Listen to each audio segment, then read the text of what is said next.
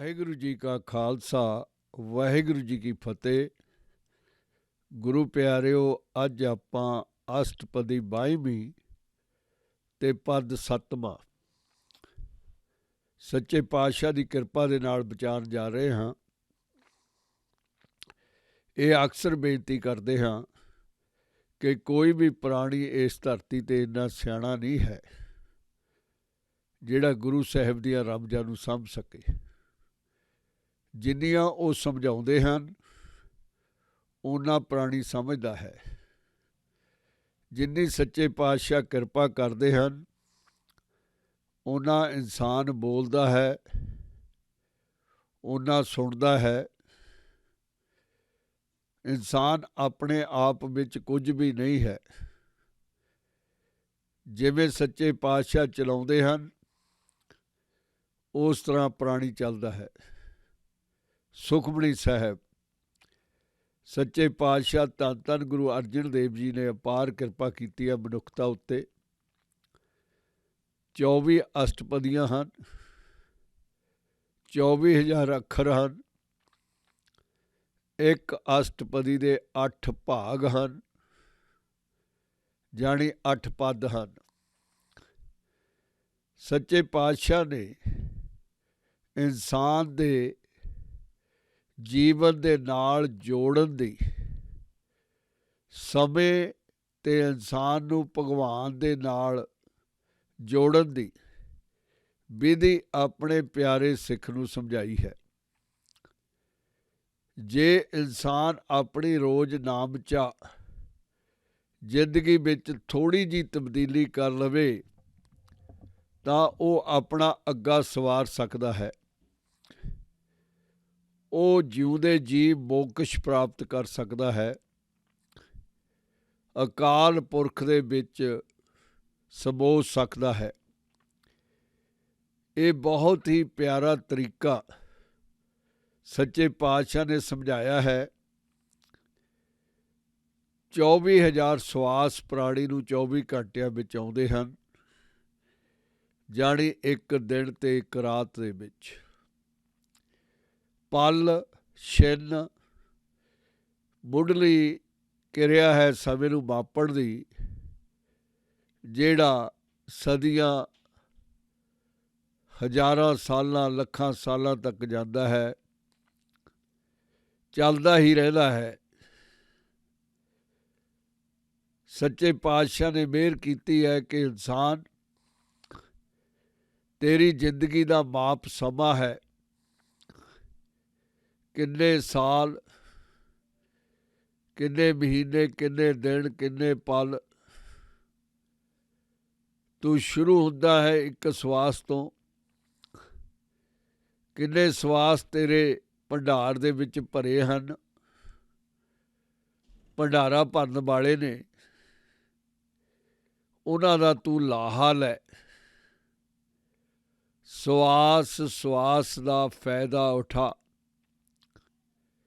ਜਦ ਤੂੰ ਸਵਾਸ ਨੂੰ ਅੰਦਰ ਖਿੱਚਦਾ ਹੈ ਤੇਰਾ ਕੀ ਲੱਗਦਾ ਹੈ? ਨਾਲ ਹੀ ਵਾਹਿਗੁਰੂ ਵਾਹਿਗੁਰੂ ਕਹਿ ਦੇ। ਜਦੋਂ ਬਾਹਰ ਕੱਢਦਾ ਹੈ ਉਸੇ ਸਵਾਸ ਨੂੰ, ਫਿਰ ਵੀ ਤੇਰਾ ਕੁਝ ਨਹੀਂ ਲੱਗਦਾ। ਸਵਾਸ ਤੇਰਾ ਨਹੀਂ ਹੈ, ਤੇਰੀ ਮਰਜ਼ੀ ਦੇ ਨਾਲ ਆਉਂਦਾ ਵੀ ਨਹੀਂ। ਫਿਰ ਪ੍ਰਭੂ ਦਾ ਨਾਮ ਜੋੜਨ ਦੇ ਵਿੱਚ ਤੈਨੂੰ ਕਿਸੇ ਤਰ੍ਹਾਂ ਦੀ ਔਕੜ ਨਹੀਂ ਆਉਣੀ ਚਾਹੀਦੀ। ਤੇਰਾ ਲਾਭ ਹੀ ਹੈ। ਜਦੋਂ ਸਵਾਸ ਅੰਦਰ ਖਿੱਚੇ ਵਾਹਿਗੁਰੂ, ਜਦੋਂ ਬਾਹਰ ਕੱਢੇ ਵਾਹਿਗੁਰੂ, ਇਹਦੇ ਨਾਲ ਤੇਰਾ ਜਿਹੜਾ ਰਿਸ਼ਤਾ ਹੈ ਅਕਾਲ ਦੇ ਨਾਲ ਜੁੜ ਜਾਵੇਗਾ। ਉਦੋਂ ਤੈਨੂੰ ਸਵਾਸਾਂ ਦੀ ਲੋੜ ਨਹੀਂ ਰਹਿਣੀ। ਬੇਸ਼ੱਕ ਇਹ ਸਰੀਰ ਨੂੰ ਚਲਾਉਣ ਦੇ ਲਈ ਸਵਾਸ ਲਾਜ਼ਮੀ ਹਨ, ਪਰ ਜਦੋਂ ਤੂੰ ਉਹਦੇ ਨਾਲ ਮਿਲ ਗਿਆ ਤਾਂ ਤੂੰ ਬਿਨਾਂ ਸਵਾਸਾਂ ਤੋਂ ਜਿੰਦਾ ਰਹਿ ਸਕਦਾ ਹੈ। ਉਹਦੀ ਬੁੱਕਲ ਦੇ ਵਿੱਚ ਕਿਸੇ ਨੂੰ ਸਵਾਸ ਲੈਣ ਦੀ ਲੋੜ ਨਹੀਂ ਪੈਂਦੀ। ਉਹ ਐਨਰਜੀ ਦਾ ਸੂਮਾ ਹੈ। ਮਾਤਾ ਦੇ ਗਰਭ ਦੇ ਵਿੱਚ ਜਦੋਂ ਪਾਲਦਾ ਹੈ ਉਦੋਂ ਵੀ ਸਵਾਸ ਨਹੀਂ ਆਉਂਦੇ। ਉਹਦੇ ਕੋਲ ਬਹੁਤ ਤੌਰ ਤਰੀਕੇ ਹਨ। ਜਿਹੜਾ ਆਪਣਿਆਂ 'ਤੇ ਨਿਸ਼ਾਵਰ ਕਰਦਾ ਹੈ। ਤੂੰ 8 ਪਹਿਰ, 3 ਘੜੀਆਂ ਦਾ 1 ਪਹਿਰ, 24 ਘੰਟੇ, 24,000 ਸਵਾਸ ਪ੍ਰਭੂ ਦੇ ਨਾਮ ਕਰਦੇ। ਉਹਨੂੰ ਦੇ ਦੇ। ਬੇਸ਼ੱਕ ਤੇਰਾ ਕੁਝ ਹੈ ਨਹੀਂ, ਕਿਉਂਕਿ ਤੂੰ ਸਰੀਰ ਰੂਪੀ ਵਾਹਨ ਨੂੰ ਚਲਾ ਰਿਹਾ ਹੈ। ਇਹਦਾ ਤੂੰ ਚਾਲਕ ਹੈ। ਇਸ ਕਰਕੇ ਤੇਰਾ ਭਲਾ ਹੀ ਹੈ ਕਿ ਤੂੰ ਉਸ ਵੱਡੇ ਨੂੰ, ਜਿਹਨੇ ਉੱਤੇ ਤੇਰੇ ਕਿਰਪਾ ਕੀਤੀ ਹੈ, ਸਾਰਾ ਕੁਝ ਸੌਂਪ ਦੇਵੇਂ। ਗੁਰੂ ਪਿਆਰਿਓ, 7ਵੇਂ ਪਦ ਦੇ ਵਿੱਚ ਪਾਤਸ਼ਾਹ ਅਪਾਰ ਕਿਰਪਾ ਕਰਦੇ ਹਨ। ਤਿਸ ਤੇ ਦੂਰ ਕਹਾਂ ਕੋ ਜਾਏ। ਕੋਈ ਕਿੱਥੇ ਜਾ ਸਕਦਾ ਹੈ ਉਹ ਤੋਂ ਬਿਨਾਂ। ਸਾਰੇ ਪਾਸੇ ਉਹੀ ਫੈਲਿਆ ਹੋਇਆ ਹੈ। ਕਿੱਥੇ ਜਾਵੇਗਾ ਕੋਈ? ਕੋਈ ਹੋਰ ਥਾਂ ਵੀ ਨਹੀਂ ਹੈ। ਆਕਾਸ਼ਾਂ ਦੇ ਵਿੱਚ ਜਾਵੇਗਾ ਤਾਂ ਆਕਾਸ਼ ਵੀ ਉਹਦੇ ਹੀ ਹਨ। ਬ੍ਰਹਿਮੰਡਾਂ ਖੰਡਾਂ ਉੱਤੇ ਸਫ਼ਰ ਕਰੇਗਾ ਤਾਂ ਸਾਰੇ ਦੇ ਸਾਰੇ ਉਹਦੇ ਨਾਲ ਹੀ ਹਨ।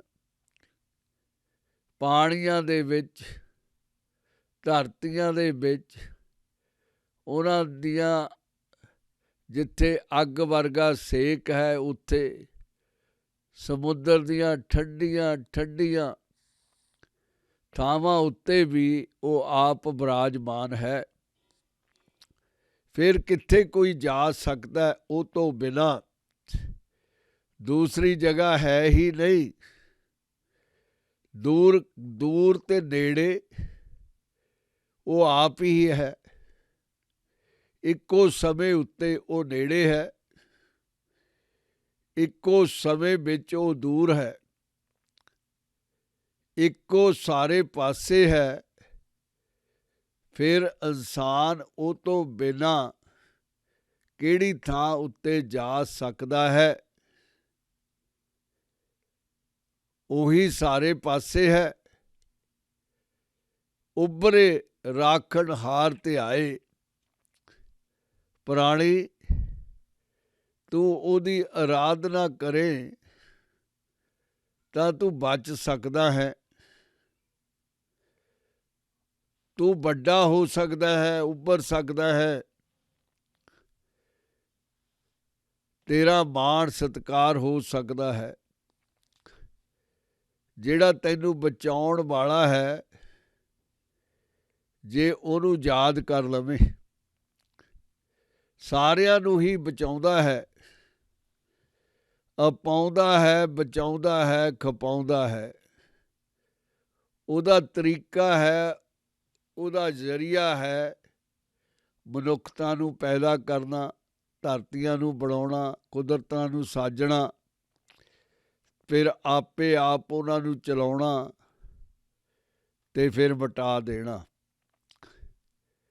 ਉਹਨੂੰ ਕਿਸੇ ਦਾ ਡਰ ਨਹੀਂ ਹੈ, ਨਾ ਹੀ ਉਹਦਾ ਕੋਈ ਦੁਸ਼ਮਣ ਹੈ। ਦੁਨੀਆ ਡਰਾਂ ਤੇ ਦੁਸ਼ਮਣਾਂ ਦੀ ਘਿਰੀ ਹੋਈ ਹੈ। ਇਨਸਾਨ ਬਹੁਤ ਘੱਟ ਸਮਾਂ ਆਪਣੇ ਉੱਤੇ ਬਿਤਾਉਂਦਾ ਹੈ।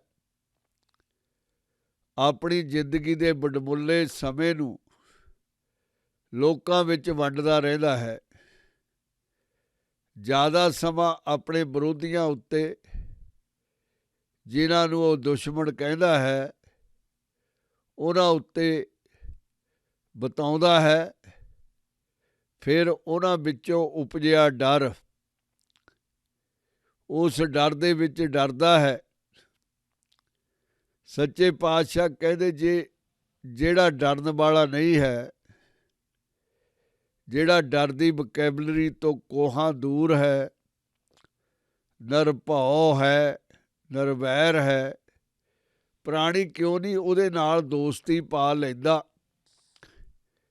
ਇਹ ਦੁਨੀਆ ਦੇ ਡਰ, ਸੰਸਾਰ ਦੇ ਭਉ ਮਿਟ ਜਾਣਗੇ। ਨਰ ਭਉ ਜਾਪੈ, ਸਗਲ ਭਉ ਮਿਟੈ।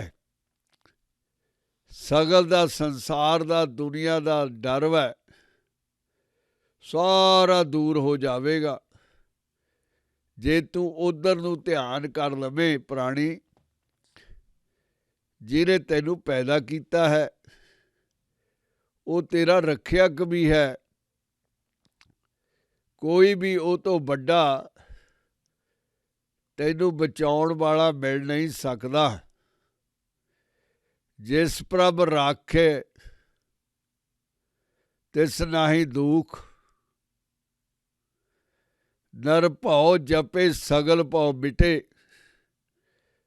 ਪ੍ਰਭ ਕਿਰਪਾ ਤੇ ਪ੍ਰਾਣੀ ਛੁੱਟੇ। ਤੂੰ ਇਸ ਡਰ ਤੋਂ ਛੁਟਕਾਰਾ ਪ੍ਰਾਪਤ ਕਰ ਸਕਦਾ ਹੈ। ਇਸ ਭਉ ਦੇ ਸੰਗਲਾਂ ਤੋਂ ਦੂਰ ਜਾ ਸਕਦਾ ਹੈ, ਪਰ ਉਹਦੀ ਅਪਾਰ ਕਿਰਪਾ ਦੇ ਨਾਲ। ਦੁਚਿੱਤੀ ਦੇ ਵਿੱਚ ਨਹੀਂ। ਬਹੁਤ ਸਾਰੇ ਪ੍ਰਾਣੀ ਹਨ ਜਿਹੜੇ ਜ਼ਿੰਦਗੀ ਇਸ ਗੱਲ ਵਿੱਚ ਲਗਾ ਦਿੰਦੇ ਹਨ ਕਿ ਪਤਾ ਨਹੀਂ ਉਹ ਹੈਗਾ, ਪਤਾ ਨਹੀਂ ਉਹ ਨਹੀਂ ਹੈਗਾ। ਉਹਨਾਂ ਨੂੰ ਇਹ ਦਿਸਦਾ ਨਹੀਂ ਹੈ ਕਿ ਇਹ ਜਿਹੜੀ ਕੁਦਰਤ ਹੈ, ਆਪਣੇ ਆਪ ਨਿਰੰਤਰ ਸੰਸਾਰ ਚੱਲ ਰਿਹਾ ਹੈ, ਵੈਲ ਆਰਗੇਨਾਈਜ਼ਡ ਹੈ, ਹਰ ਚੀਜ਼ ਨਿਸ਼ਚਿਤ ਹੈ। ਫਿਰ ਵੀ ਉਹ ਸੋਚਦੇ ਹਨ ਕਿ ਪਤਾ ਨਹੀਂ ਉਹ ਕਿੱਦਾਂ ਦਾ ਜਾਂ ਹੈ ਜਾਂ ਨਹੀਂ। ਪ੍ਰਾਣੀ, ਇਹ ਦੁਚਿੱਤੀ ਹੈ। ਤੂੰ ਕਿਰਪਾ ਕਿਵੇਂ ਪ੍ਰਾਪਤ ਕਰ ਲਵੇਂਗਾ ਜਦ ਤੈਨੂੰ ਅਜੇ ਵਿਸ਼ਵਾਸ ਹੀ ਨਹੀਂ ਆਇਆ। ਜੇ ਤਾਂ ਛੁੱਟਣਾ ਇਸ ਡਰ ਤੋਂ ਤਾਂ ਉਹਦਾ ਨਾਮ ਜਪ ਲੈ। ਪ੍ਰਭ ਕਿਰਪਾ ਤੇ ਪ੍ਰਾਣੀ ਛੁੱਟੈ। ਉਹਦੀ ਕਿਰਪਾ ਦੇ ਨਾਲ ਹੀ ਇਨਸਾਨ, ਜੀਵ ਬੰਦ ਖਲਾਸ ਹੋ ਸਕਦਾ ਹੈ। ਇਸ ਤ੍ਰਿਸ਼ਨਾ ਦੀ ਭੱਠੀ ਦੇ ਵਿੱਚੋਂ, ਇਸ ਮਾਇਆ ਦੀ ਭੱਠੀ ਦੇ ਵਿੱਚੋਂ ਸਹੀ ਸਲਾਮਤ ਨਿਕਲ ਸਕਦਾ ਹੈ। ਜਿਸ ਪ੍ਰਭ ਰਾਖੈ ਤਿਸ ਨਾਹੀ ਦੁਖ। ਜਿਹਨੂੰ ਉਹ ਰੱਖਦਾ ਹੈ, ਜਿਹਦੇ ਉੱਤੇ ਉਹ ਟੁੱਟ ਜਾਂਦਾ ਹੈ, ਕਿਰਪਾ ਕਰ ਦਿੰਦਾ ਹੈ, ਜਿਵੇਂ ਉਹਨੇ ਪ੍ਰਹਲਾਦ ਉੱਤੇ ਕੀਤੀ ਸੀ।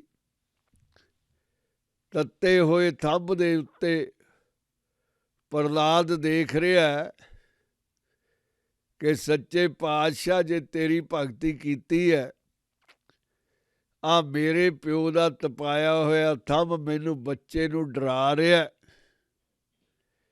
ਮੈਂ ਛੋਟਾ, ਮੈਨੂੰ ਪਤਾ ਵੀ ਨਹੀਂ।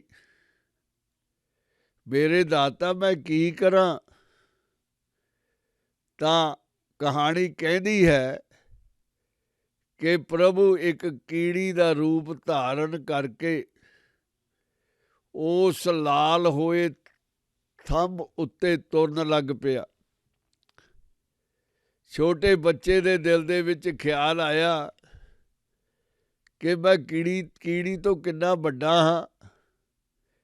ਇਹ ਛੋਟਾ ਇੱਕ ਜੀਵ ਹੈ ਜਿਹਦੇ ਉੱਤੇ ਪ੍ਰਭੂ ਦੀ ਕਿਰਪਾ ਹੈ। ਜਦੋਂ ਸੇਕ ਇਹਨੂੰ ਲੂਹ ਨਹੀਂ ਸਕਦਾ ਤਾਂ ਮੇਰਾ ਕੀ ਵਿਗੜ ਜਾਵੇਗਾ। ਇਹ ਸੋਚ ਕੇ ਪ੍ਰਹਲਾਦ ਨੇ ਥੰਬ ਨੂੰ ਜੱਫੀ ਪਾ ਲਈ। ਸੱਚਮੁੱਚ ਕੁਝ ਨਹੀਂ ਵਿਗੜਿਆ। ਪ੍ਰਹਲਾਦ ਨੂੰ ਬਚਾਉਣ ਵਾਲਾ ਦਾਤਾ ਸਾਖਸ਼ਾਤ ਹਾਜ਼ਰ ਨਾਜ਼ਰ ਹੋ ਨਿਬੜਿਆ। ਉਹਦੀ ਕਿਰਪਾ ਨਾਲ ਪ੍ਰਾਣੀ ਛੁੱਟ ਜਾਂਦਾ ਹੈ।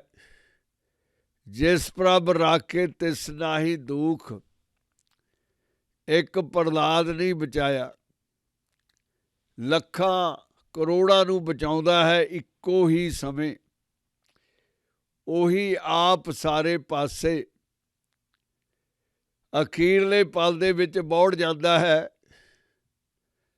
ਮਨ ਨੂੰ ਸ਼ਕਤੀ ਦਿੰਦਾ ਹੈ, ਹਿੰਮਤ ਦਿੰਦਾ ਹੈ, ਇੱਕ ਤਕੜਾ ਰੱਖਿਅਕ ਹੋ ਕੇ ਬੌਪੜਦਾ ਹੈ।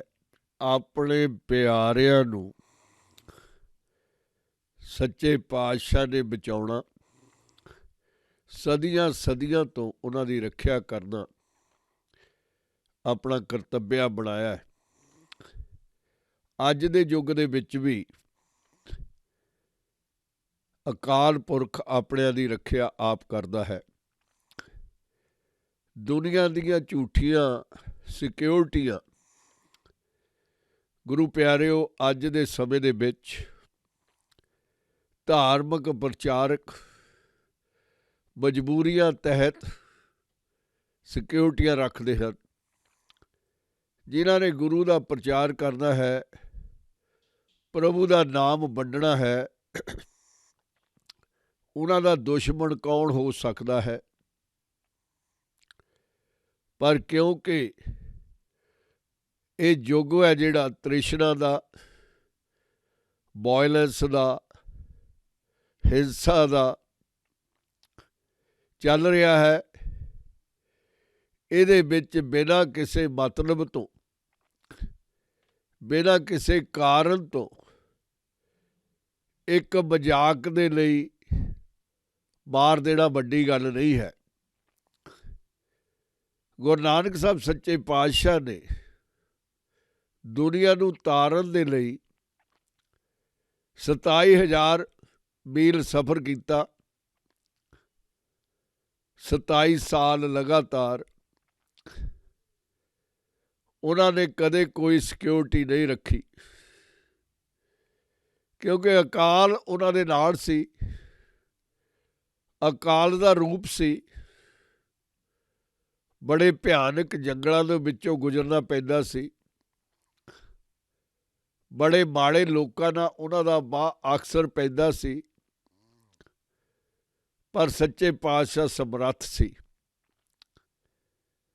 ਉਹਨਾਂ ਨੂੰ ਸੁਰੱਖਿਆ ਦੀ ਲੋੜ ਨਹੀਂ ਸੀ, ਉਹ ਤਾਂ ਆਪ ਦੁਨੀਆ ਦੀ ਸੁਰੱਖਿਆ ਲਈ ਆਏ ਸਨ। ਪਰ ਅੱਜ ਦੇ ਯੁੱਗ ਦੇ ਵਿੱਚ ਇਹ ਮਜਬੂਰੀ ਬਣ ਜਾਂਦੀ ਹੈ ਧਾਰਮਿਕ ਲੋਕਾਂ ਦੀ ਵੀ, ਕਿ ਉਹ ਗੁਰੂ ਦਾ ਨਾਮ ਵਰਤਾਉਂਦੇ ਹਨ, ਠੰਡਕ ਪਹੁੰਚਾਉਂਦੇ ਹਨ, ਤੇ ਆਪ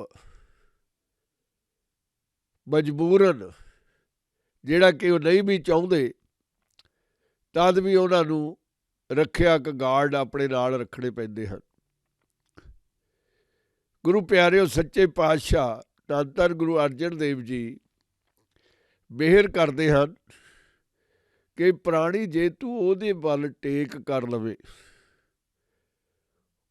ਆਪਣਾ ਆਪ ਉਹਨੂੰ ਦੇ ਦੇਵੇ, ਤੈਨੂੰ ਸੰਸਾਰੀ ਸੁਰੱਖਿਆ ਦੀ ਲੋੜ ਨਹੀਂ ਰਹਿੰਦੀ। ਤੂੰ ਉਹਦੀ ਕਿਰਪਾ ਥੱਲੇ ਜੀਵੇਗਾ, ਔਰ ਉਹਦੀ ਕਿਰਪਾ ਵੱਡੀ ਹੈ, ਇੰਨੀ ਵੱਡੀ ਹੈ ਇਨਸਾਨ ਸੋਚ ਵੀ ਨਹੀਂ ਸਕਦਾ। ਜਿਸ ਪ੍ਰਭ ਰਾਖੈ ਤਿਸ ਨਾਹੀ ਦੂਖ, ਜਿਹਦੀ ਉਹ ਰੱਖਿਆ ਕਰਦਾ, ਦੁੱਖ ਉਹਦੇ ਨੇੜੇ ਨਹੀਂ ਆਉਂਦਾ। ਜਿਹੜਾ ਇੱਕ ਕਦਮ ਉਹਦੇ ਵੱਲ ਤੁਰ ਪਿਆ, ਬਾਕੀ ਦੀ ਜ਼ਿੰਮੇਵਾਰੀ ਉਹਨੇ ਆਪ ਲੈ ਲਈ। ਜ਼ਿੰਮੇਵਾਰੀ ਉਹਨੇ ਪਹਿਲਾਂ ਵੀ ਲਈ ਹੈ, ਪਰ ਕਿਉਂਕਿ ਪ੍ਰਾਣੀ ਭੁੱਲਿਆ ਹੋਇਆ ਹੈ, ਭੁੱਲਣਹਾਰ ਨੂੰ ਭੋਜਨ ਦਿੰਦਾ ਰਿਹਾ, ਉਹਦੀ ਸਾਰ ਲੈਂਦਾ ਰਿਹਾ, ਪਰ ਜਦੋਂ ਭੁੱਲ ਬਖਸ਼ਾ ਕੇ ਪਿੱਛੇ ਮੁੜ ਆਇਆ ਉਹਦਾ ਪੁੱਤਰ, ਉਹਦੀ ਧੀ, ਫਿਰ ਡੁੱਲ ਪਿਆ, ਫਿਰ ਉਹਦੇ ਸਾਰੇ ਦੁੱਖ ਕੱਟ ਦਿੱਤੇ, ਆਪਣਾ ਬਣਾ ਲਿਆ। ਨਾਮ ਜਪਤ ਮਨ ਹੋਵਤ ਸੂਖ, ਨਾਮ ਜਪਣ ਨਾਲ, ਉਹਦਾ ਅਹਿਸਾਸ ਰੱਖਣ ਨਾਲ ਉਹਨੂੰ ਯਾਦ ਰੱਖਣ ਦੇ ਨਾਲ, ਉਹਨੂੰ ਆਪਣੇ ਨੇੜੇ ਸਮਝਣ ਦੇ ਨਾਲ ਉਹ ਹਮੇਸ਼ਾ ਲਈ ਆਪਣਾ ਬਣ ਜਾਂਦਾ ਹੈ। ਗੁਰੂ ਪਿਆਰਿਓ, ਆਮ ਤੌਰ 'ਤੇ ਸੋਚਿਆ ਜਾਂਦਾ ਹੈ ਕਿ ਉਹਦੇ ਨਾਲ ਕਮਿਊਨੀਕੇਸ਼ਨ ਹੈ ਜਿਹੜੀ, ਪ੍ਰਭੂ ਦੇ ਨਾਲ ਜਿਹੜਾ ਸੰਪਰਕ ਹੈ, ਆਪਾਂ ਇਸ ਤਰ੍ਹਾਂ ਸੋਚਦੇ ਹਾਂ ਜਿਵੇਂ ਪ੍ਰਾਣੀਆਂ ਦੇ ਨਾਲ ਸੰਪਰਕ ਕਰਦੇ ਹਾਂ, ਟੈਲੀਫੋਨ ਦੇ ਰਾਹੀਂ, ਇੰਟਰਨੈਟ ਦੇ ਰਾਹੀਂ, ਫੇਸਬੁੱਕ, YouTube, ਜਿੰਨੇ ਜ਼ਰੀਏ ਹੈ, ਟੈਲੀਫੋਨ, TV ਆਦਿ, ਵੋਕੈਬਲਰੀ ਨਾਲ, ਬੋਲਾਂ ਨਾਲ, ਸ਼ਬਦਾਂ ਨਾਲ। ਇਹ ਇਨਸਾਨ ਦੀ ਵੱਡੀ ਭੁੱਲ ਹੈ। ਪ੍ਰਭੂ ਬਾਹਰਲੇ ਸੰਪਰਕ ਨਾਲ ਸੰਪਰਕ ਵਿੱਚ ਆ ਹੀ ਨਹੀਂ ਸਕਦਾ। ਅੰਤਰੀਬ ਸੰਬੰਧ ਹੈ ਆਤਮਾ ਦਾ,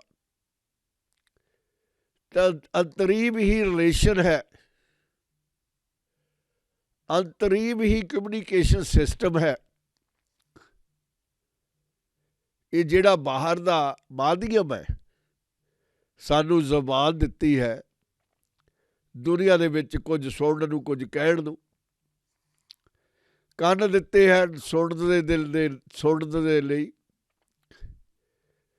ਪਰ ਜਿਹੜਾ ਪ੍ਰਭੂ ਦਾ ਕਮਿਊਨੀਕੇਸ਼ਨ ਹੈ ਉਹ ਇਹਨਾਂ ਸਾਰਿਆਂ ਤੋਂ ਬਾਹਰ ਦਾ ਹੈ। ਆਤਮਾ ਤੇ ਪਰਮਾਤਮਾ ਦਾ ਰਿਸ਼ਤਾ ਹੈ, ਪਹਿਚਾਣ ਹੈ, ਅਹਿਸਾਸ ਹੈ। ਜਦੋਂ ਪ੍ਰਾਣੀ ਅਹਿਸਾਸ ਦੇ ਅੰਦਰ ਜੀਣਾ ਸ਼ੁਰੂ ਕਰ ਦਿੰਦਾ ਹੈ, ਕਣ ਕਣ ਦੇ ਵਿੱਚ, ਉਹਦੇ ਸਾਰੇ ਸਰੀਰ ਦੇ ਵਿੱਚ ਪ੍ਰਭੂ ਵਸ ਜਾਂਦਾ ਹੈ, ਤੇ ਪ੍ਰਾਣੀ ਨੂੰ ਅਹਿਸਾਸ ਹੁੰਦਾ ਹੈ ਕਿ ਹੁਣ ਮੈਂ ਇਕੱਲਾ ਨਹੀਂ। ਉਹਨੂੰ ਸੁੱਖ ਮਿਲਣ ਲੱਗ ਜਾਂਦਾ ਹੈ। ਇਸ ਤਰ੍ਹਾਂ ਦਾ ਦੁਨੀਆ ਦਾ ਸੁੱਖ ਨਹੀਂ ਕਿ ਕੋਈ ਚੰਗੀ ਚੀਜ਼ ਲੈ ਲਈ, ਮਨ ਪ੍ਰਸੰਨ ਹੋ ਗਿਆ, ਪੈਸੇ ਹੋਰ ਆ ਗਏ, ਜਾਂ ਘਰ ਦੇ ਵਿੱਚ ਸੰਤਾਨ ਨੇ ਜਨਮ ਲੈ ਲਿਆ, ਬੰਸ ਅੱਗੇ ਚੱਲੇਗਾ, ਦੁਨੀਆ ਨਾਲ ਸਾਂਝ ਪਵੇਗੀ। ਇਸ ਤਰ੍ਹਾਂ ਦੀ ਖੁਸ਼ੀ ਨਹੀਂ। ਉਹ ਖੁਸ਼ੀ ਵੀ ਵੱਖਰੀ ਹੈ, ਉਹ ਇਹਨਾਂ ਖੁਸ਼ੀਆਂ ਨਾਲ ਮਿਲਦੀ ਨਹੀਂ ਹੈ, ਭਿੰਨ ਹੈ। ਇਹਨਾਂ ਸਾਰੀਆਂ ਖੁਸ਼ੀਆਂ ਦੇ ਪਿੱਛੇ ਗਮੀਆਂ ਛੁਪੀਆਂ ਹੋਈਆਂ ਹਨ, ਜਿਹੜੀਆਂ ਆਉਂਦੀਆਂ ਜਾਂਦੀਆਂ ਰਹਿੰਦੀਆਂ ਹਨ। ਪਰ ਇੱਕ ਵੇਰ ਪ੍ਰਭੂ ਦੀ ਖੁਸ਼ੀ ਆ ਗਈ, ਫਿਰ ਉਹ ਹਮੇਸ਼ਾ ਦੇ ਲਈ ਆਪਣੀ ਬਣ ਗਈ। ਸੱਚੇ ਪਾਤਸ਼ਾਹ ਮਿਹਰ ਕਰਦੇ ਹਨ, ਨਾਮ ਜਪਤ ਮਨ ਹੋਵਤ ਸੂਖ। ਮਨ ਇਸ ਤਰ੍ਹਾਂ ਦਾ ਸਦੀਵੀ ਸੁੱਖ ਪ੍ਰਾਪਤ ਕਰ ਲੈਂਦਾ ਹੈ ਜਿਹੜਾ ਕਦੇ ਮੁੱਕਦਾ ਨਹੀਂ ਹੈ। ਚਿੰਤਾ ਜਾਏ ਮਿਟੈ ਹੰਕਾਰ। ਜਿਹੜਾ ਆ ਜੀਵਨ ਹੈ, ਨਾਨਕ ਦੁਖੀਆ ਸਭ ਸੰਸਾਰ। ਸਾਰੇ ਪਰਜਾ ਵੀ ਦੁਖੀ ਹੈ, ਰਾਜਾ ਵੀ ਦੁਖੀ ਹੈ। ਜਿਹਦੇ ਕੋਲ ਕੁਝ ਹੈ ਨਹੀਂ ਉਹ ਸੁਭਾਵਿਕ ਤੌਰ 'ਤੇ ਦੁਖੀ ਹੈ। ਜਿਹਦੇ ਕੋਲ ਬਹੁਤ ਕੁਝ ਹੈ ਉਹ ਉਹਦੇ ਨਾਲੋਂ ਵੀ ਦੁਖੀ ਹੈ। ਫਿਰ ਸੁੱਖ ਕਿੱਥੇ ਹੈ? ਸੁੱਖ ਕਿਹਦਾ ਨਾਮ ਹੈ? ਭੋਲੇ ਪ੍ਰਾਣੀ ਨੂੰ ਇਹ ਵੀ ਨਹੀਂ ਪਤਾ। ਭੋਲਿਆ, ਜਦੋਂ ਤੂੰ ਬਹੁਤ ਵੱਡੀ ਪੰਡ ਤ੍ਰਿਸ਼ਨਾ ਦੀ, ਚਿੰਤਾ ਦੀ ਚੁੱਕੀ ਫਿਰਦਾ ਹੈ, ਤੂੰ ਤਾਂ ਥੱਕਿਆ ਹੋਇਆ ਹੈ ਪਹਿਲਾਂ ਹੀ। ਤੂੰ ਮਹਿਸੂਸ ਕਿਸ ਤਰ੍ਹਾਂ ਕਰ ਸਕਦਾ ਹੈ? ਪਹਿਲਾ ਪੰਡ ਸਿਰੇ ਉੱਤੋਂ ਲਾ ਚਿੰਤਾ ਦੀ। ਇਹ ਤੈਨੂੰ ਕਿੱਥੋਂ ਖੁਸ਼ੀ ਦੇਵੇਗੀ? ਜਦੋਂ ਇਹ ਡਿੱਗ ਪਈ, ਤੇਰਾ ਹੰਕਾਰ ਟੁੱਟ ਗਿਆ ਪੰਡ ਚੁੱਕਣ ਵਾਲਾ ਕਿ ਮੈਂ ਪੰਡ ਚੁੱਕੀ ਸੀ, ਫਿਰ ਉਹ ਤੈਨੂੰ ਅਸਲੀ ਖੁਸ਼ੀ ਦੇਵੇਗਾ। ਸ਼ਾਂਤੀ ਦੀ, ਸਬਰ ਦੀ, ਸੰਤੋਖ ਦੀ, ਹਮੇਸ਼ਾ ਰਹਿਣ ਵਾਲੀ ਖੁਸ਼ੀ। ਉਹ ਖੁਸ਼ੀ ਦਾ ਤਾਂ ਤੈਂ ਅਜੇ ਤੱਕ ਟੇਸਟ ਹੀ ਨਹੀਂ ਕੀਤਾ। ਤੈਨੂੰ ਅਹਿਸਾਸ ਹੀ ਨਹੀਂ ਆਇਆ ਕਿਸ ਤਰ੍ਹਾਂ ਦੀ ਹੈ। ਚਿੰਤਾ ਜਾਏ ਮਿਟੇ ਹੰਕਾਰ, ਓਨੀ ਦੇਰ ਭੋਲਿਆ ਪਿਆਰਿਆ ਤੈਨੂੰ ਉਹ ਖੁਸ਼ੀ ਦਾ ਸਵਾਦ ਨਹੀਂ ਆ ਸਕਦਾ ਜਿੰਨੀ ਦੇਰ ਤੇਰੀ ਭਾਰੀ ਪੰਡ ਚਿੰਤਾ ਦੀ ਥੱਲੇ ਨਹੀਂ ਡਿੱਗਦੀ। ਤਿਸ ਜਨ ਕੋ ਕੋਏ ਨਾ ਪਹੁੰਚਣ ਹਾਰ, ਜਿਹੜਾ ਉਹਦੇ ਵੱਲ ਤੁਰ ਪਿਆ ਉਹਦੇ ਬਰਾਬਰ ਕੋਈ ਪਹੁੰਚ ਨਹੀਂ ਸਕਦਾ। ਅਲਾਹੀ ਸ਼ਕਤੀ ਉਹਦੇ ਵਿੱਚ ਆ ਗਈ, ਅਲਾਹੀ ਖੁਸ਼ੀ ਉਹਨੂੰ ਪ੍ਰਾਪਤ ਹੋ ਗਈ। ਉਹਦਾ ਮੁਕਾਬਲਾ ਕੌਣ ਕਰ ਸਕਦਾ ਹੈ? ਜਿਹੜਾ ਪ੍ਰਭੂ ਦੇ ਨਾਲ ਇੱਕ ਮਿੱਕ ਹੋ ਗਿਆ।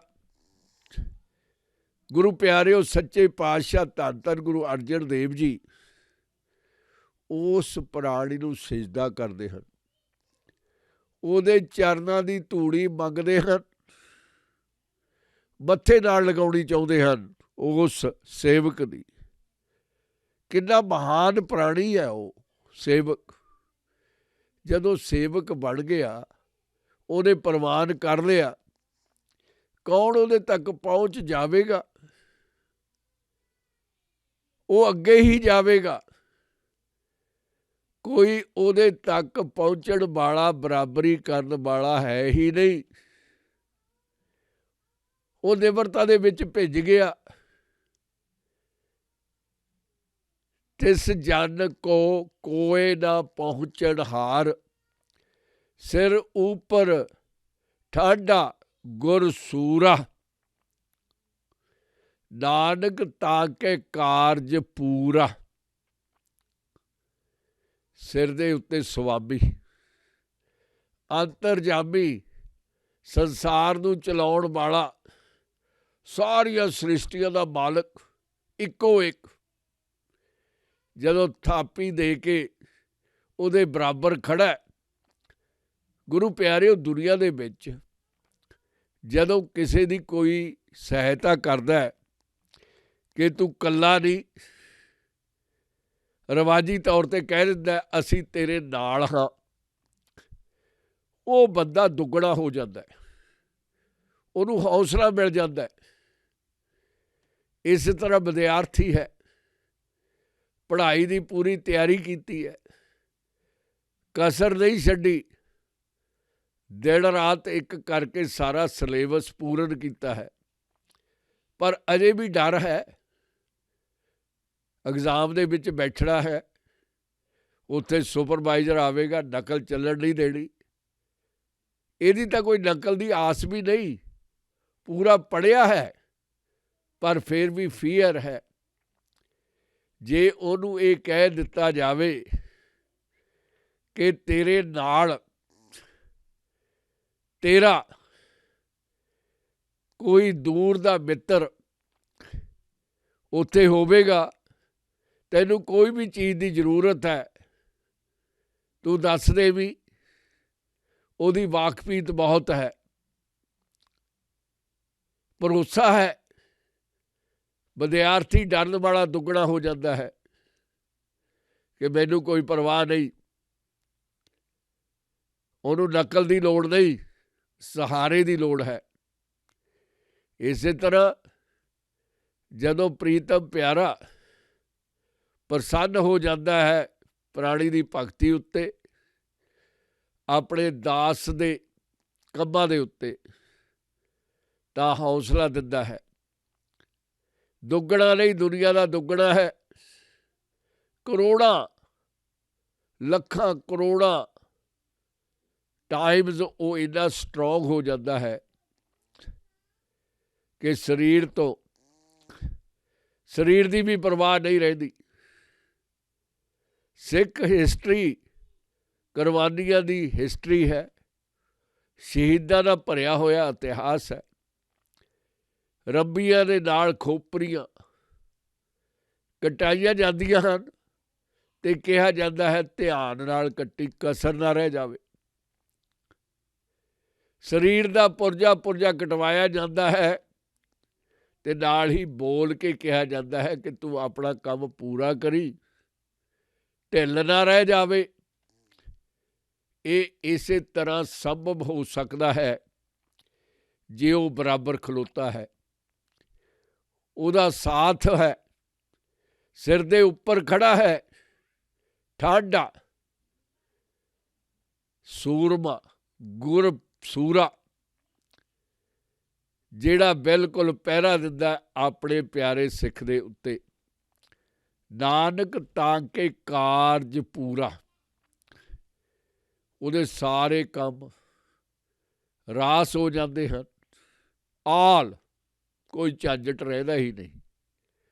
ਉਹ ਤਰ ਜਾਂਦਾ ਹੈ ਗੁਰੂ ਦੀ ਮਿਹਰ ਦੇ ਨਾਲ, ਗੁਰੂ ਦੀ ਇੱਕ ਨਜ਼ਰ ਦੇ ਨਾਲ ਪ੍ਰਾਣੀ ਤਰ ਜਾਂਦਾ ਹੈ। ਉਹ ਲੋੜ ਰਹਿਤ, ਨੀਡਲੈਸ ਹੋ ਜਾਂਦਾ ਹੈ।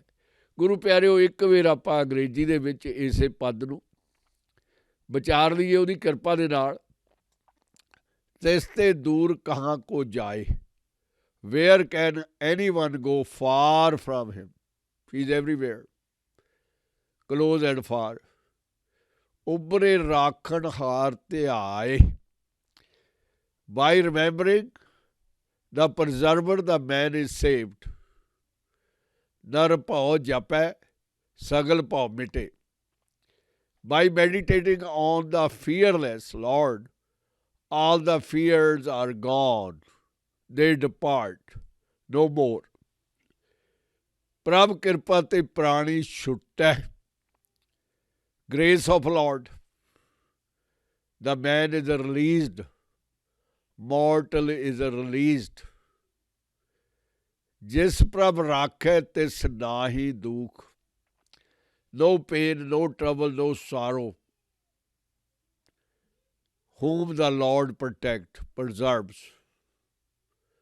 ਨਾਮ ਜਪਤ ਮਨ ਹੋਵਤ ਸੂਖ, meditating God's name, remembering God's name, the mind attains peace। चिंता जाए मिटे अहंकार, anxiety departs, ego annulled, all the up and downs are gone। तिस जन को कोई ना पहुँचन हार, no one can equal that slave of God। No one can compare, even close compare with God's servant। ਗੁਰੂ ਪਿਆਰਿਓ, ਸੱਚੇ ਪਾਤਸ਼ਾਹ ਨੇ, ਧੰਨ ਧੰਨ ਗੁਰੂ ਅਰਜਨ ਦੇਵ ਜੀ ਨੇ ਇਨਸਾਨ ਨੂੰ ਤਾਰਨ ਦੇ ਲਈ ਭਵ ਸਾਗਰ, ਜਿਹੜਾ ਦੁਨੀਆ ਦਾ ਤ੍ਰਿਸ਼ਨਾ ਦਾ ਸਾਗਰ ਹੈ, ਕਿਰਪਾ ਕਰਕੇ ਇਹ ਵਡਮੁੱਲੀ ਵਿਧੀ ਸਮਝਾਈ ਹੈ ਕਿ ਪ੍ਰਾਣੀ ਤੇਰਾ ਛੁਟਕਾਰਾ ਹੀ ਨਹੀਂ, ਉਸ ਅਕਾਲ ਨੂੰ ਰਾਧਣ ਤੋਂ ਬਿਨਾਂ ਤੂੰ ਕਿੰਨੇ ਜਨਮਾਂ ਦਾ ਅਡੀਕਦਾ ਇਸ ਮਾਨਵ ਰੂਪੀ ਜਨਮ ਦੇ ਵਿੱਚ ਆਇਆ ਹੈ। ਇੱਥੇ ਤੇਰਾ ਭਲਾ ਹੋਣਾ ਹੈ ਤਾਂ ਹਮੇਸ਼ਾ ਦੇ ਲਈ ਫਾਰ ਐਵਰ ਉਹਦਾ ਰੂਪ ਬਣਨਾ ਹੈ। ਉਹਨੇ ਤੈਨੂੰ ਪਿਆਰਨਾ ਹੈ, ਸਤਿਕਾਰਨਾ ਹੈ, ਪਰ ਤੂੰ ਆਪਣੀ ਜ਼ਿੰਮੇਵਾਰੀ ਨਿਭਾ, ਛੜਿਆ ਨਾ ਜਾ। ਤੈਨੂੰ ਛੱਡਣ ਦੇ ਲਈ ਮਾਇਆ ਨੇ ਜਾਲ ਵਿਛਾਇਆ ਹੋਇਆ ਹੈ, ਉਸ ਜਾਲ ਦੇ ਵਿੱਚ ਤੂੰ ਘਿਰਿਆ ਹੋਇਆ ਹੈ, ਪਰ ਫਿਰ ਵੀ ਬਚ ਜਾ। ਉਹ ਨੇੜੇ ਵੀ ਹੈ, ਉਹ ਦੂਰ ਵੀ ਹੈ, ਉਹ ਤੇਰੇ ਬਿਲਕੁਲ ਕਲੋਜ਼ ਹੈ। ਤੂੰ ਇਹ ਐਕਸੈਪਟ ਕਰ ਲੈ ਵੀ ਉਹ ਤੋਂ ਬਿਨਾਂ ਮੇਰਾ ਹੋਰ ਕੋਈ ਹੈ ਹੀ ਨਹੀਂ। ਦਰਿਆਵੀ ਸੰਬੰਧ ਝੂਠੇ ਨੇ, ਮਾਇਆ ਪੂਰੀ ਝੂਠੀ ਹੈ, ਸੋਭਾ ਤੈਨੂੰ ਥੱਲੇ ਲੈ ਕੇ ਜਾਂਦੀ ਹੈ ਗਿਰਾਵਟ ਵੱਲ। ਇਹ ਭੈੜੇ ਅਮਲ ਹੈ ਜਿਹੜੇ ਤੈਨੂੰ ਦਿਨੋਂ ਦਿਨ ਹਰਾਉਂਦੇ ਨੇ। ਜੇ ਤਾਂ ਜਿੱਤਣਾ, ਵਿਕਟਰੀ ਪ੍ਰਾਪਤ ਕਰਨੀ ਹੈ, ਤਾਂ ਉਹ ਰਾਖਣਹਾਰ ਹੈ, ਜਿਹੜਾ ਪ੍ਰਜ਼ਰਵਰ ਹੈ, ਜਿਹੜਾ ਪ੍ਰੋਟੈਕਟਰ ਹੈ, ਉਹਦਾ ਸਾਥ ਲੈ ਲੈ। ਤੂੰ ਉਸ ਨੂੰ ਜਿਹੜਾ ਡਰਦਾ ਨਹੀਂ, ਡਰਪਾਓ ਹੈ, ਉਹਨੂੰ ਧਿਆ ਲੈ। ਤੇਰੇ ਅੱਜ ਸਾਰੇ ਡਰ ਹੈ, ਫੀਅਰ ਹੈ, ਮੁੱਕ ਜਾਣਗੇ। ਤੈਨੂੰ ਉਹ ਇੱਕ ਗੀਤ ਪ੍ਰਭੂ ਬਖਸ਼ ਦੇਵੇਗਾ ਜਿਹੜਾ ਅੱਜ ਤੱਕ ਤੈਂ ਗਾਇਆ ਨਹੀਂ, ਸੁਣਿਆ ਵੀ ਨਹੀਂ। ਜਦੋਂ ਤੈਨੂੰ ਉਹ ਗੀਤ ਮਿਲ ਗਿਆ ਇੱਕ ਓਂਕਾਰ ਵਾਲਾ, ਫਿਰ ਤੂੰ ਗਾਵੇਗਾ, ਨੱਚੇਗਾ, ਝੂਮੇਗਾ।